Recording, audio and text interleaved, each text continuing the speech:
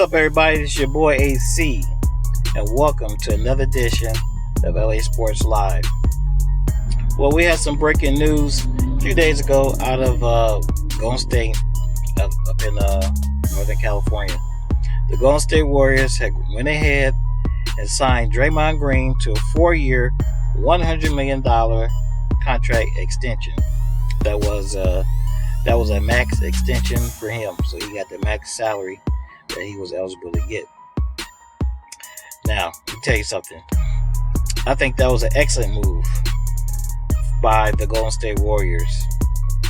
One, they eliminate all the free agent talk. They can go into this season. They don't have to hear nothing about no free agent talk with none of their players or none of their key players. They can go into their new stadium in a new season, focus. They're not going to have that drama like they had last year with KD.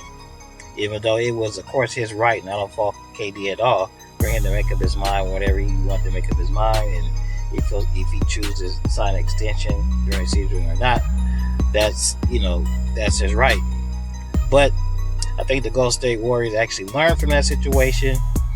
They threw Draymond that contract, and he jumped on it. He secured the bag. So that was a good move by the Golden State Warriors. Also, again, did you guys catch that Draymond Green? It was about 3 or 4 months ago, but he actually changed representation. You know he's represented by Clutch Sports. So again, I think the KD situation kind of was like a learning lesson for them. They didn't want to have any kind of complications, any kind of distractions or anything. They know who his representation is. They know he was possibly going to be a free agent. All the talk. There were going to be other teams that go after Draymond. So, like I said, it was a very smart move on their part to go ahead and lock him up for 4 more years. Now, with that being said, how good are the Golden State Warriors actually going to be next year? You got their four key players, and actually one of them, Clay, was going to be down to, like they said, February or maybe even March. So that's of course that's an issue. But the 4 key players, Steph, Draymond, they replaced KD with D'Lo, D'Angelo Russell, and Klay Thompson.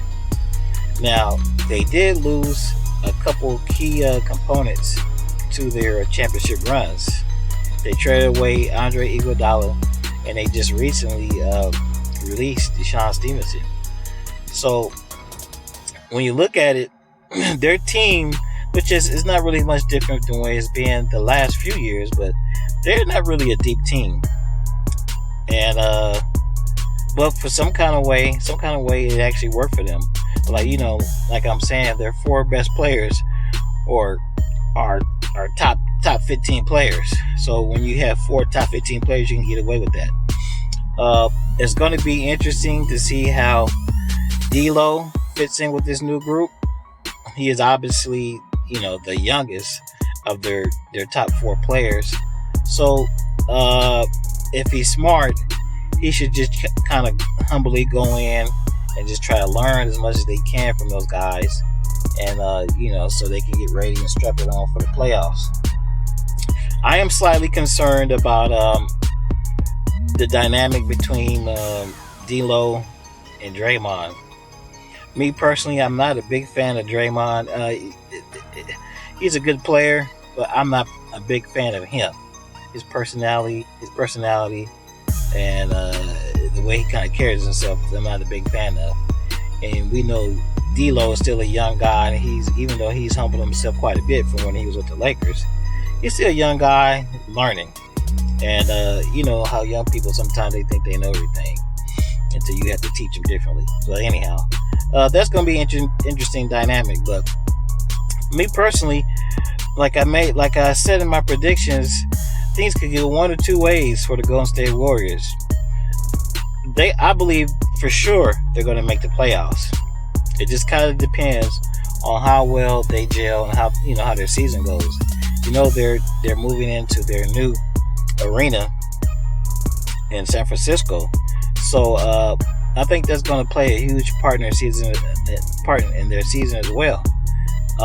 That new stadium is crazy, it's stupid, it's loud, it holds a lot of people, and I think they're going to be damn near unbeatable in that new stadium. We'll see how it goes.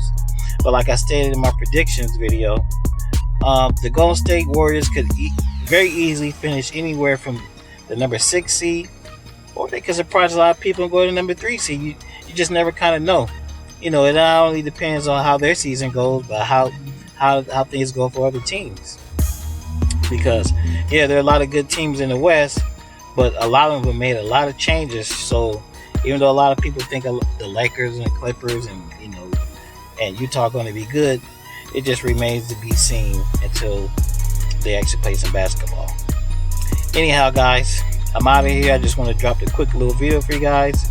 Like I always say, if you like the content, please like the video, subscribe to the channel, share the video, and you guys have a good one. I'll holler at you later.